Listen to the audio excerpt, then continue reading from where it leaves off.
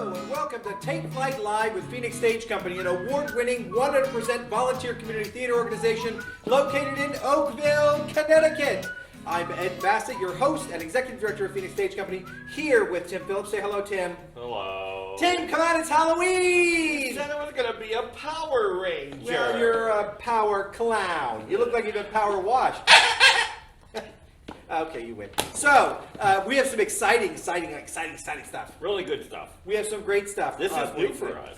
Yeah. Well, unfortunately, I'm not used to having this much hair. I love Halloween. It's my favorite season, my favorite holiday. Tell? But I've never been a clown before, and there is a reason. This is very uncomfortable. It's I don't know how clowns do this stuff. Well, they're probably, yeah. They probably fit a little better, and it's really itchy under here. I think my shoes are suction cups. I can't move. Yeah, they're kind of fun. So, so we have some exciting stuff tonight. This is really fun. Yes. We have been working for weeks on this, and we have so many people to thank for it, right? So, they've come in, and we've read stories. It's been really, really fun. It's been great. We have spooky stories. We have some new people here too that are going to be doing stuff for us. Absolutely, we do. We have one of our shots is all the way from Massachusetts. Yeah. Yeah, so we're excited about it. We have our big screen set up, so the folks that are here in the theater tonight are going to be able to see it on the big screen. We promise we won't dress like clowns. We promise that. I won't ever do this again. This is very uncomfortable. Yeah, so we're going to take a selfie for Laurie Poulin when we're done here, though. It's going to be her Christmas card. We're going to frame it and put it on a Christmas card for her. Yes. So this is really fun. Spooky stories. Now, this is a mixture of stories that were written for us. Yes. And some things that we found and adapted. Yep. And then we have an Edgar Allan Poe. And that one wraps up the evening. Yeah, so it's really great. We're excited about this. And this is just a taste of what's coming, because something else is coming on Saturday. That's right. This is just a taste of it. Yes. So on Saturday, October 31st, Halloween, at 7 p.m., we are premiering 133 Main, a paranormal investigation. You've probably seen something on Facebook about it. There's a trailer that was put together. Yes. We're really excited about that. Now, both of these are fundraisers for Phoenix Stage Company. So please consider supporting PSC and donating. There's a slide at the end of this that will tell you how you can do that. Yep. I do need to tell everyone what happened with the CARES Act and what's been going on. So last podcast we talked about the CARES Act, the $9 million that was made available by the state and the federal government for nonprofit arts organizations. I was unfortunately informed earlier in the week that Phoenix Stage Company is not eligible for the CARES Act because we don't have any full-time employees or any part-time employees. We don't have paid. Volunteer. We are 100% volunteer. And this is really sad. So the donations really matter to us. Unfortunately, they won't be doubled by the CARES Act. Yep. You can do us a favor, though, and you can contact your state representatives, your governor, or the Office of the Arts, and tell them that volunteer-run nonprofits are just as important as those other nonprofits who can't afford to pay employees. People that come to our shows go out to dinner. They go out afterwards for drink. We affect the entire community. That's correct. And so if we're not here, our community, the ripple effects go out. Yep. I know that the CARES Act is so that people stay employed. Yes. But people won't stay employed if theaters don't survive in their communities. That's true. So you're going to lose restaurant workers, you're going to lose gas stations and convenience stores and all the things. So notify your, contact your state representatives, the governor, the Office of the Arts, the Office of Economic Development, and tell them to consider supporting completely volunteer-run, nonprofit arts organizations the same way that they're supporting the others. And listen, the state reps and state senators are going to be very grateful because they just got elected or re-elected. That's true. It's absolutely true. Let's take advantage of that. So let's work together on this. We can get through this together. We're working really hard. Otherwise, we'll have to dress up like this more often. All the time. Your inbox will be slammed with pictures of Tim dressed like that. So this is exciting, Tim, right? It is very exciting for this. Yeah. And so you're not going to see us at the end of the movie. This is all you get. Yes. So thank you very much for tuning in tonight. Stop, Tim. Thank you very much for tuning in tonight and enjoying some spooky stories and getting in the mood for Halloween with us. And thank you to our studio audience for being here as well. Yep. We really appreciate it. So until next time, which you'll see us again on Saturday when we're introducing. Until next time, thank you for watching, and please enjoy Spooky Stories. Say goodnight, Tim. Good night, Tim!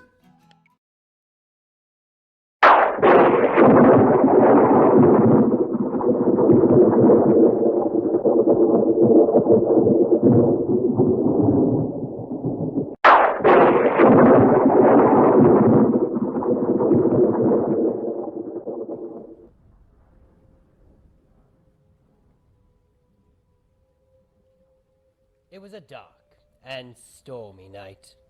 The innkeeper slept beside the fire in the parlor as the thunder rolled through the night sky. All but one of the rooms were empty.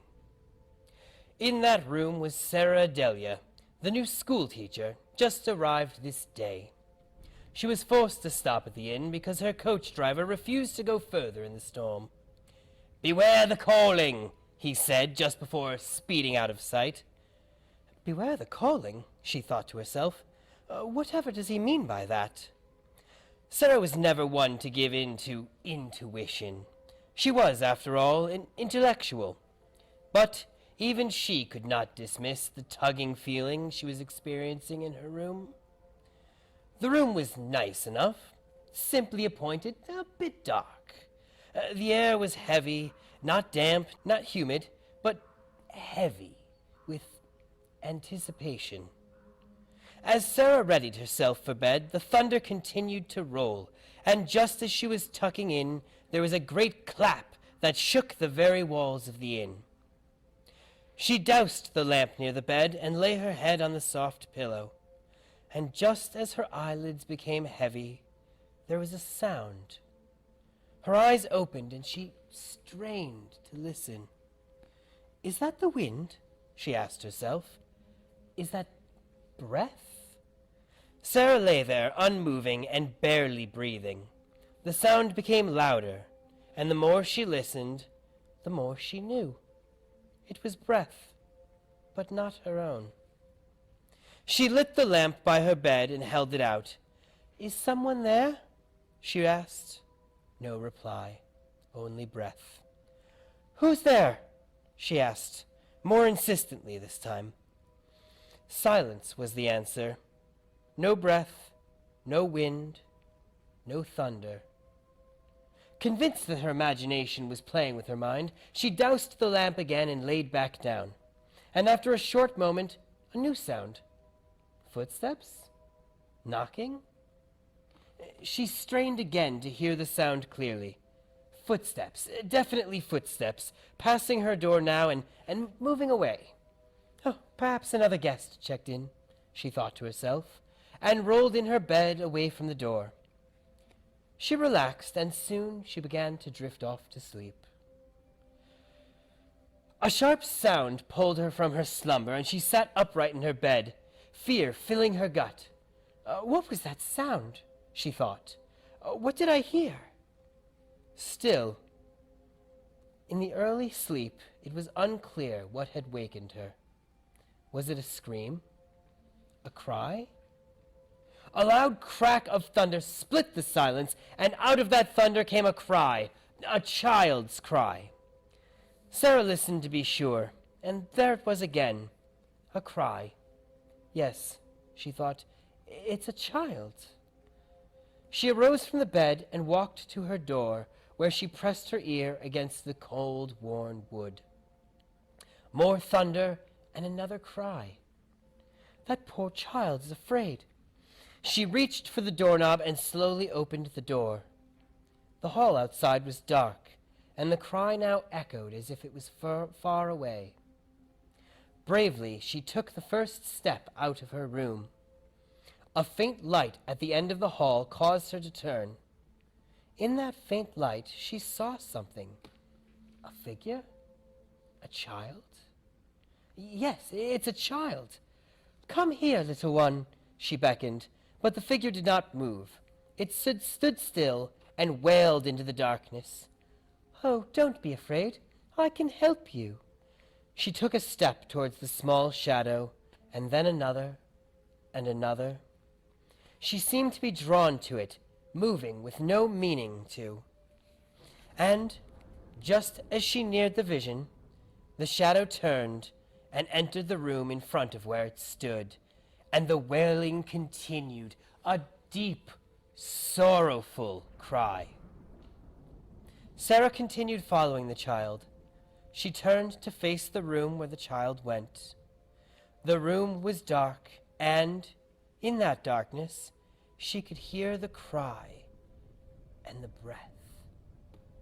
She felt the presence. Without her own control and without her will, Sarah Adelia entered the room, and as she did, the door slammed behind her, and with a great clap of thunder, she whipped about and reached out for the door, but felt only air. "Where's the door?" she said out loud. She spoke, but could not hear her own voice. The darkness was complete and utterly terrifying. The breath, she could hear the breath, but it was not her own. And then she felt a small hand on her shoulder. Small, like a child. But how could a child rest its hand on my shoulder? Another hand, and then another, and another. She spun and struck out, but only air and hands remained. She threw her back and opened her mouth to scream. She used all the breath she had, and she could not hear her own scream. It was a dark and stormy night. The innkeeper was awakened from his sleep beside a fire in the parlor. A new guest arrived. All the rooms are empty. The longer I wore it, the more it grew on me. She had such pretty skin.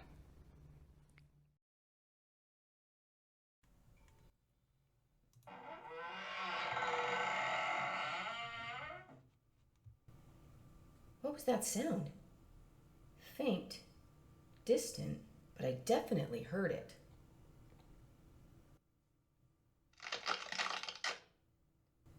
Something snapping or being trampled on?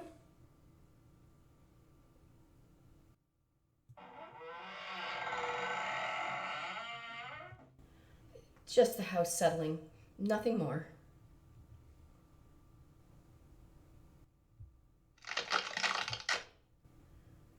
Maybe a small animal outdoors.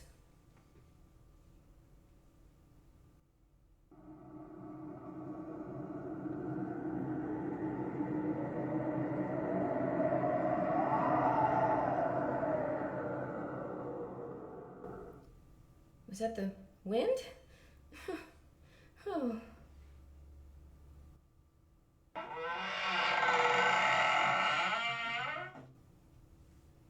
How silly to be scared by a little sound.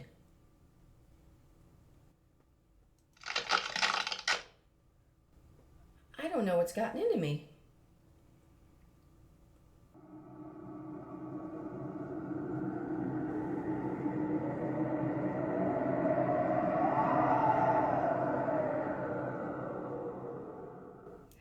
Must be breezy out tonight. Did that come from inside the house?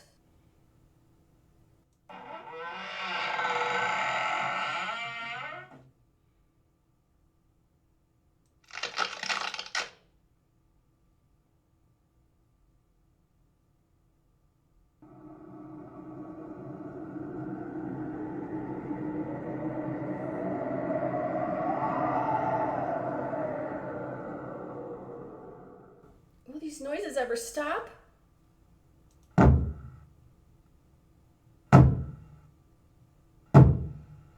Closer, I swear the sounds are getting closer.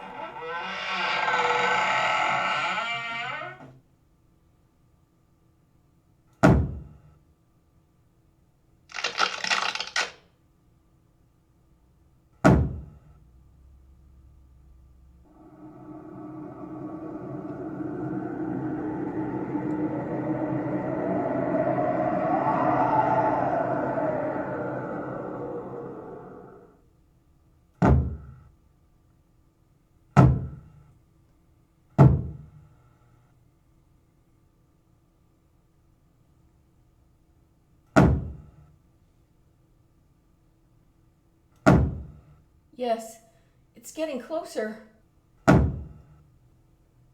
Is it at my door? A loose floorboard. Oh, enough of this.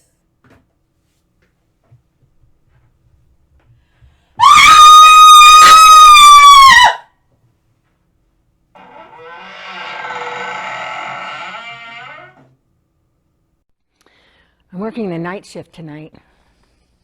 There's a face staring at me in the security camera from the cellar. I work alone.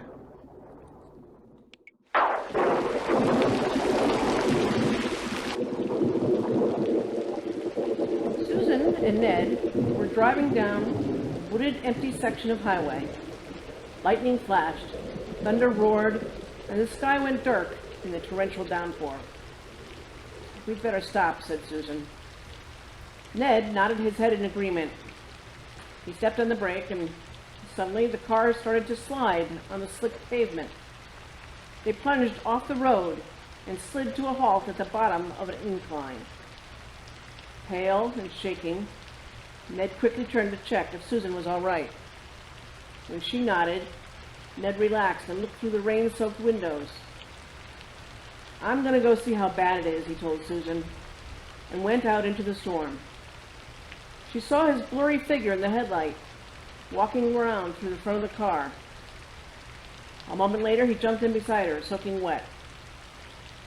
"The car's not badly damaged, but we're wheel deep in mud," he said. "I'm going to have to go for help." Susan swallowed nervously. There would be no quick rescue here. He told her to turn off the headlights and lock the doors until he returned. Axe Murderer Hollow. Although Ned hadn't said the name out loud, they both knew what he'd been thinking when he told her to lock the car. This was a place where a man had once taken an axe and hacked his wife to death in a jealous rage over an alleged affair. Supposedly, the axe-wielding spirit of the husband continued to haunt this section of the road. Outside the car, Susan heard a shriek, a loud thump, and a strange gurgling noise. But she couldn't see anything in the darkness. Frightened, she shrank down in her seat. She sat in silence for a while, and then she noticed another sound. Bump. Bump. Bump. It was a soft sound, like something being blown by the wind. Suddenly, the car was illuminated by a bright light. An official-sounding voice told her to get out of the car. Ned must have found the police officer. Susan unlocked the car and stepped out. As her eyes adjusted to the bright light, she saw it. Hanging by his feet from the tree next to the car was the dead body of Ned. His bloody throat had been cut so deeply that he was nearly decapitated. The wind swung his corpse back and forth so that it thumped against the tree. Bump. Bump. Bump. Susan screamed and ran toward the voice and the light. As she drew close, she realized the light was not coming from a flashlight. Standing there was the glowing figure of a man, with a smile on his face and a large, solid, and definitely real axe in his hands. She backed away from the glowing figure until she bumped into the car. "Playing around when my back was turned," the ghost whispered, stroking the sharp blade of the axe with his fingers. "You've been very naughty." The last thing she saw was the glint of the axe blade in the eerie, incandescent light.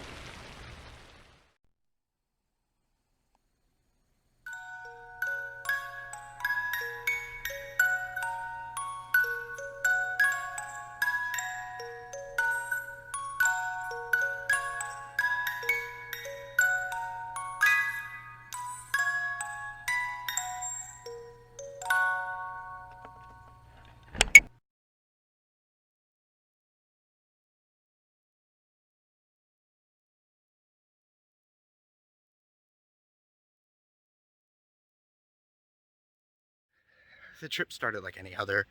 Me and a couple college friends around a fire in the middle of the woods. I'm not sure who found this place, but it's a small patch of woods in the middle of a field. And at the far end of the field is an old farmhouse.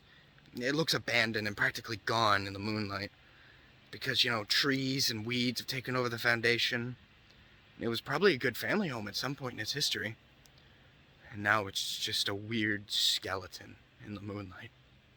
Even though there's a big moon out, its light does not penetrate the woods where we are. We're just sitting here drinking and making outrageous plans for our future. The first to go was Alex. He walked away from the fire in the direction that he claimed to be our bathroom. And the rest of us just continued on with our party. I don't know how long it was before we started to miss Alex. It seemed like it couldn't have been more than 5 minutes, but it was probably longer. We've been calling to him, but he doesn't answer. Ben was next. He walked away from the fire in the direction that Alex went, yelling at him for the bad joke. "This isn't funny, man!" Those were the last words we heard from him. So, John and I stood by the fire and stared into that black darkness, straining our ears to hear something, anything. Each minute that passes feels like an hour. Do we go looking for them?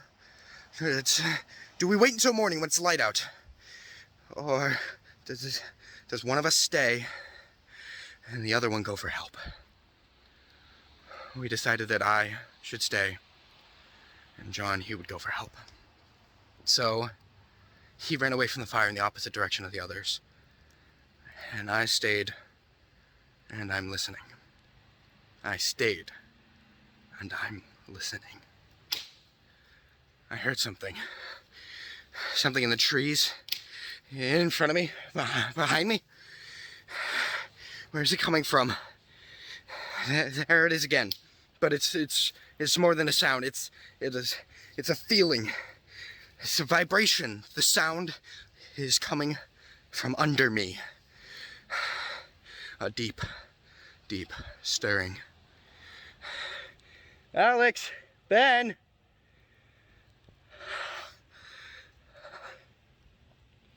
Alex, Ben. There it is again. The stirring. John! The stirring. No response. The stirring.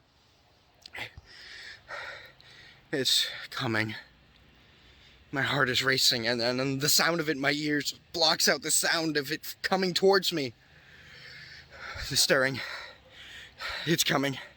My breath is too fast. I have to slow down. Do I run? Can I even get away? The stirring. It's here.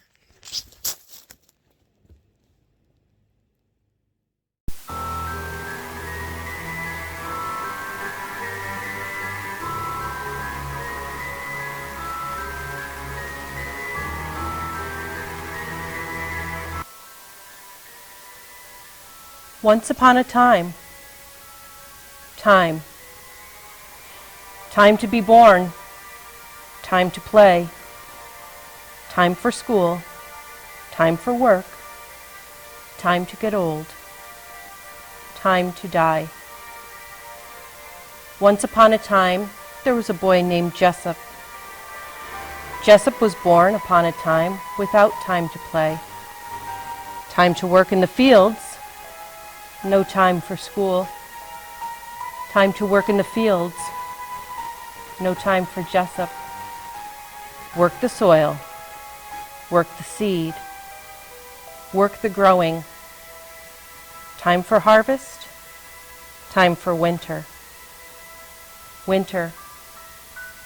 Finally, time for play. On the pond, icy and slick. Skating and laughing. Laughing. Laughing. Laughing so loud, no one could hear the crack, crack, cracking before the hole opens and swallows Jessup. No time for school. No time for play. No time for work. No time to get old. But time to die. Years have passed, and in the winter cold on the pond, You can still hear the laughing on the wind. And when the laughing gets loudest, the ice will open up and swallow another before it's time. Once upon a time, there was a boy named Jessup. He lives under the ice, and he wants you to take time to come play with him.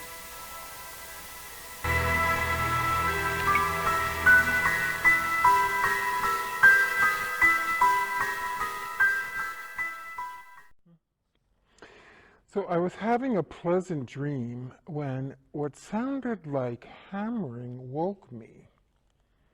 After that, I could barely hear the muffled sound of dirt covering the coffin over my own screams.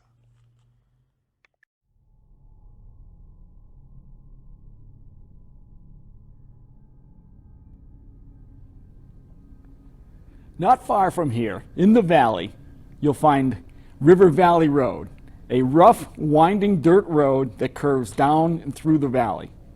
It is rumored that people sometimes went crazy driving along it. There's a story that police once found 2 people hanging in the breeze from one of the enormous trees that bordered the road. Folks whispered that maybe it was due to the River Valley Witch. Now everyone knew she wasn't a real witch, just some loony old lady. The witch, as she was known, supposedly sabotaged travelers' cars because she didn't like them coming around. She had a son, and he was massive in size, strong as 3 men, and didn't speak. One Saturday night, a carload of teenagers out for some excitement decided to drive the haunted road. The girls didn't want to go. They begged the boys not to do it, but the boys laughed them off and turned down the road anyway. Slam! The teens' laughter died instantly as the car spun sideways and came to a rest alongside some trees. The girls thought the boys had done something on purpose to scare them, but it turned out that it was no joke. The car had hit something and broken its axle. It was odd, though. There was nothing in the roadway that could have caused the damage. The girls began to cry, and as the moon began to rise high above the ominous trees. The moon cast such a bright light that it should have been a relief, but instead, the moonlight exaggerated the shadows that flickered here and there among the tree branches. Someone had to go for help. The boys flipped a coin. One boy readied himself to walk back to the main road and find help. The other boy stayed with the girls. As the first boy hurried back down the road and he disappeared behind a curve, the second boy and the girls got back into the car and locked the doors. It was quiet. So quiet that when the noise first surfaced, it was almost inaudible. A light screeching sound was faintly rising outside the back window. The girls began to cry again. The boys told him to shush and that he would go back there and look. The girls begged him to stay in the car. He didn't listen. He got out of the car, went to the back, and gasped so loudly that it made the girls jump. He got back into the car, breathing heavily. The girls asked what he had seen, but he refused to answer. The girls huddled together as the noise got slightly louder and heavier. It continued on throughout the next couple of hours, on and off, here and there. Screech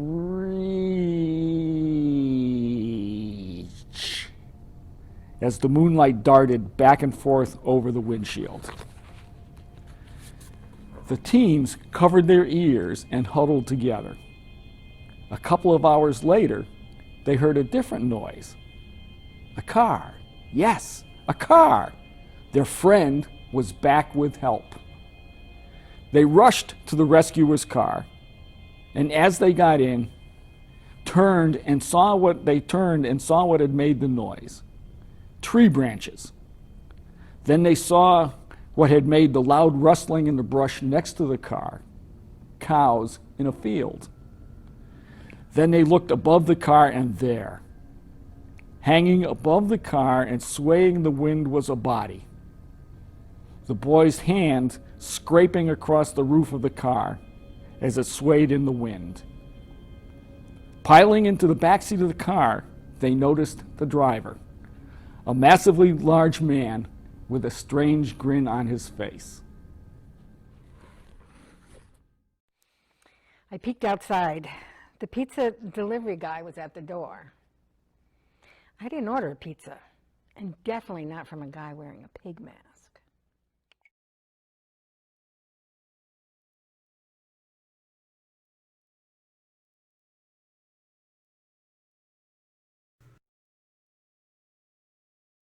You know I'm here. I'm always here. You never see me, but you know I'm here. You can feel it.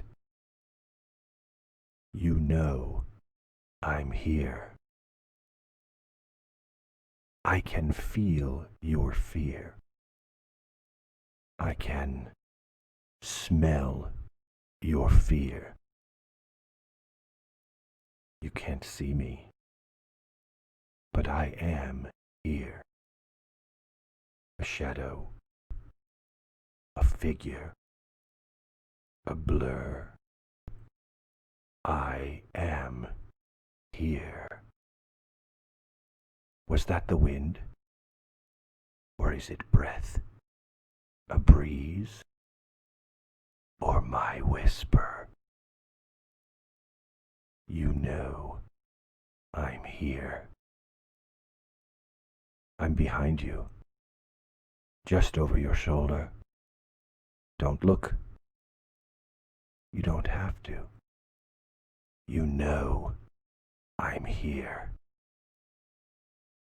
You can feel it. You know I'm here. I am always here.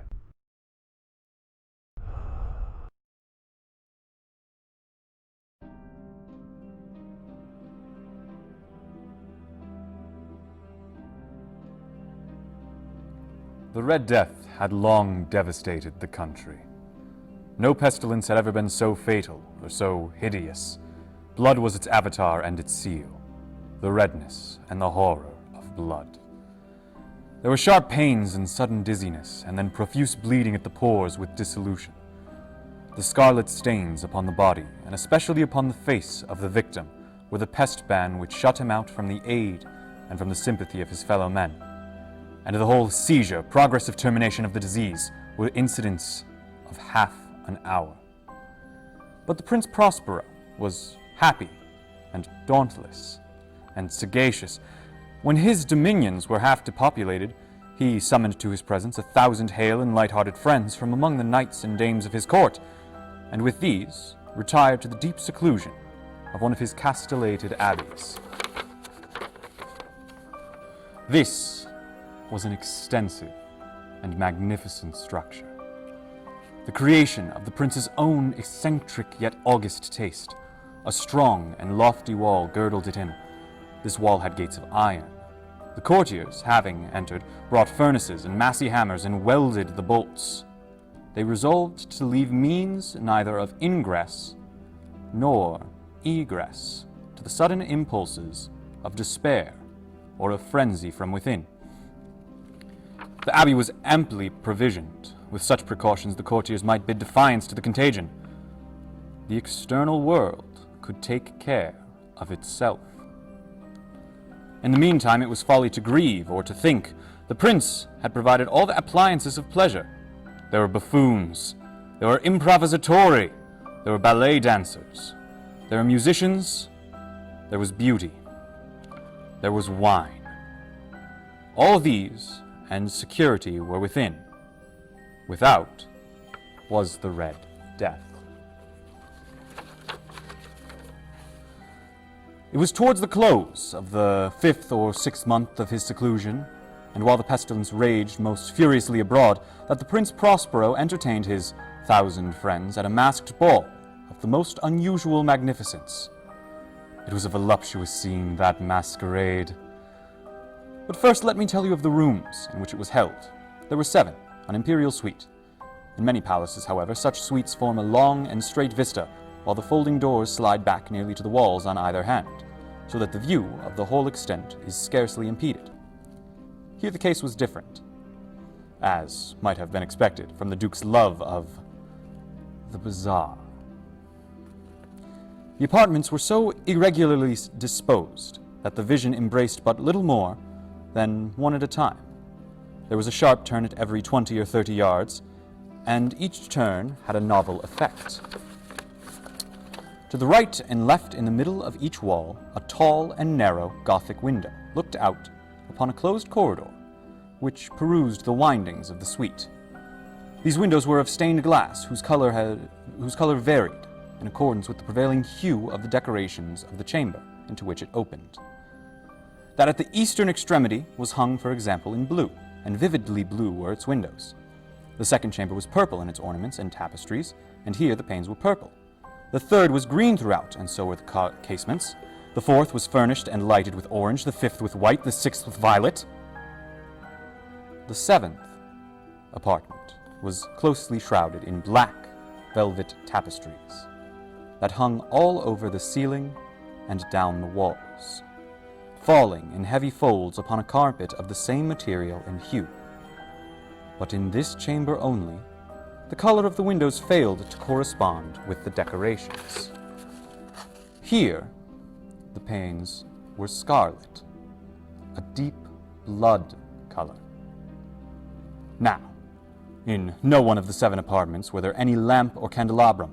Amid the profusion of golden ornaments that lay scattered to and fro or dependent on the roof, there was no light of any kind emanating from lamp or candle within the suite of chambers. But in the corridors that followed the suite there stood, opposite to each window, a heavy tripod bearing a brazier of fire that projected its rays through the tinted glass and so glaringly illuminated the room. And thus were produced a multitude of gaudy and fantastic appearances. But in the western, or black, chamber, the effect of the firelight that streamed upon the dark hangings through the blood-tinted panes was ghastly in the extreme, and produced so wild a look upon the countenances of those who entered, that there was few of the company bold enough to set foot within its precincts at all. It was in this apartment also that there stood against the western wall a gigantic clock of ebony. Its pendulum swung to and fro with a dull, heavy, monotonous clang, and when the minute hand made the circuit of the face, and the hour was to be stricken, there came from the brazen lungs of the clock a sound which was so clear and loud and deep and exceedingly musical, but of so peculiar a note and emphasis at each lapse of an hour, the musicians of the orchestra were constrained to pause momentarily in their performance to hearken to the sound, and thus the waltzers perforce ceased their evolutions, and there was a brief disconcert of the whole gay company, and, while the chimes of the clock yet rang, it was observed the giddiest grew pale, and the more aged and sedate passed their hands over their brows, as if in confused reverie or meditation. But when the echoes had fully ceased, a light laughter at once pervaded the assembly.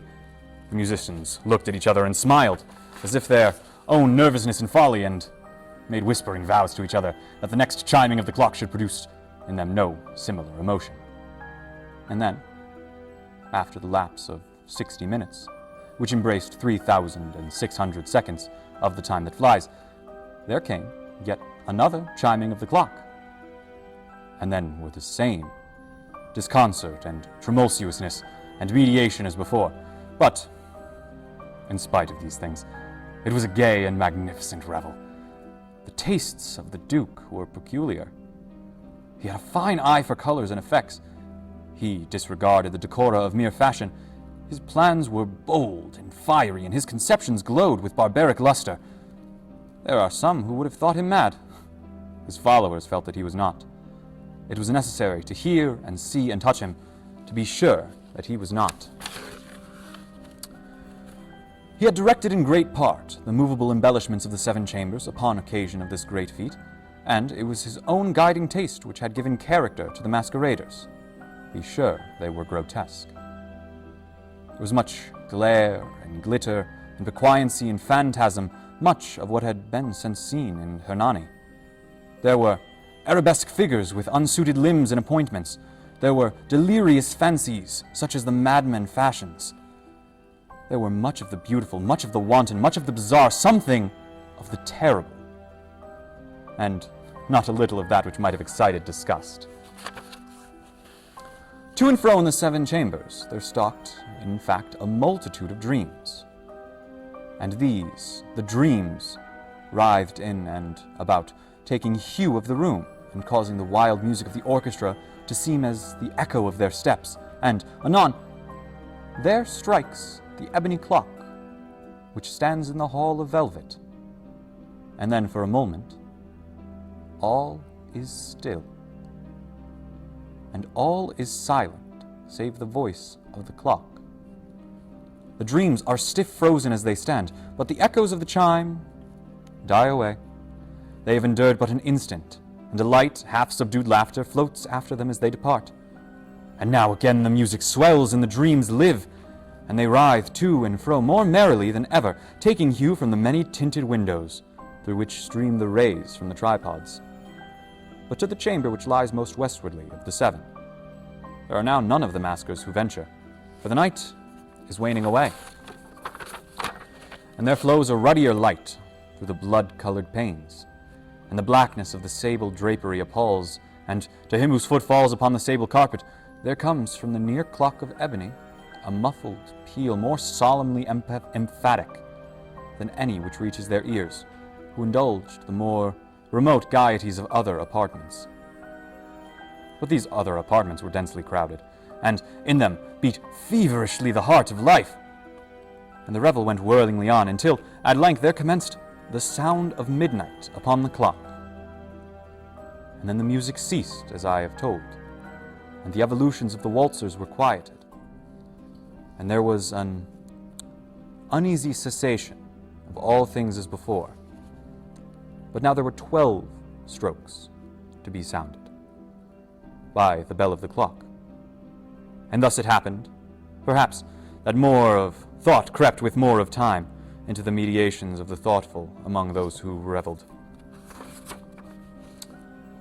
And thus, too, it happened, perhaps, that before the last echoes of the last chime had utterly sank into silence, there were many individuals in the crowd who found leisure to become aware of a presence, of a masked figure, who had arrested the attention of no single individual before.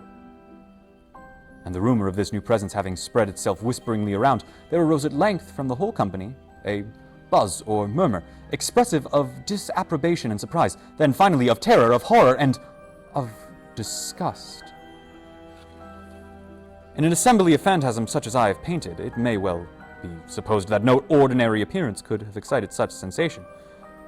In truth, the masquerade license of the night was nearly unlimited, but the figure in question had out-Heroded Herod, and gone beyond the bounds of even the prince's infinite decorum. There are chords in the hearts of the most reckless which cannot be touched without emotion.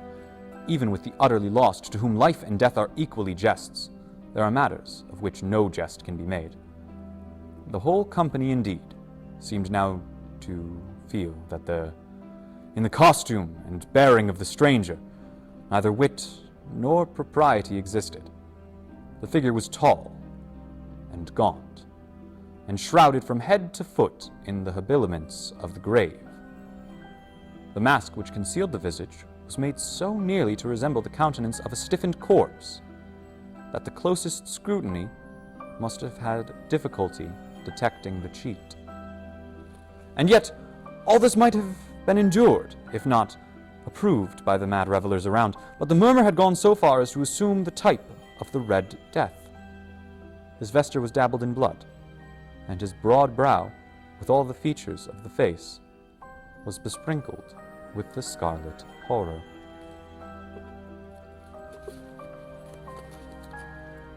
When the eyes of the Prince Prospero fell upon this spectral image, which, with a slow and solemn movement, as if more fully to sustain its role, stalked to and fro among the waltzers, he was seen to be convulsed, in the first moment with a strong shudder, either of terror or distaste, but in the next his brow reddened with rage. "Who dares?" he demanded hoarsely of the courtiers, who stood near him. "Who dares insult us with this blasphemous mockery? Seize him and unmask him, that we may know whom we have to hang at sunrise from the battlements." It was in the eastern, or blue, chamber, which stood the Prince Prospero, as he uttered these words. They rang throughout the 7 rooms, loudly and clearly, for the prince was a bold and robust man, and the music had become hushed with the waving of his hand. It was in the blue room, where stood the prince, with a group of pale courtiers by his side. At first, as he spoke, there was a slight rushing of movement of this group in the direction of the intruder, who at the moment was also near at hand, and now, with deliberate and stately step, made closer approach to the speaker. But from a certain nameless awe, with which the mad assumptions of the mummer had inspired the whole party, there was none to be found who put forth a hand to seize him. That so, unimpeded, he passed within a yard of the prince's person, and while the vast assembly, as if with one impulse, shrank from the centers of the room to the walls, he made his way uninterruptedly, but with the same solemn and measured step which had distinguished him from the first, through the blue chamber to the purple, through the purple to the green, through the green to the orange, through this again to the white, and even thence to the violet. Ere a decided moment had been made to arrest him. It was then, however, that the Prince Prospero, maddening with rage and the shame of his own momentary cowardice, rushed hurriedly through the 6 chambers, while none followed him on account of a deadly terror that had seized them all. He bore aloft a drawn dagger, and had approached in rapid impetuosity within 3 or 4 feet of the retreating figure, when the latter, having attained the extremity of the velvet apartment, turned suddenly and confronted his pursuer. There was a sharp cry, and the dagger dropped gleaming upon the sable carpet, upon which instantly afterwards fell prostrate in death the Prince Prospero. Then, summoning the wild courage of despair, a throng of the revelers at once threw themselves into the black apartment, and, seizing the mummer, whose tall figure stood erect and motionless within the shadow of the ebony clock, gasped in unutterable horror at finding the grave cerements and corpse-like mask, which they handled with so violent a rudeness, untenanted by any tangible form.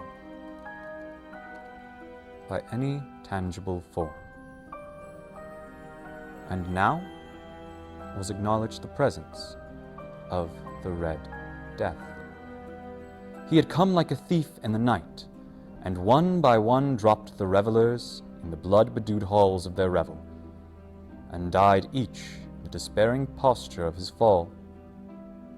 And the life of the ebony clock went out with the last of the gay, and the flames of the tripods expired, and darkness and decay and the Red Death held illimitable dominion over all.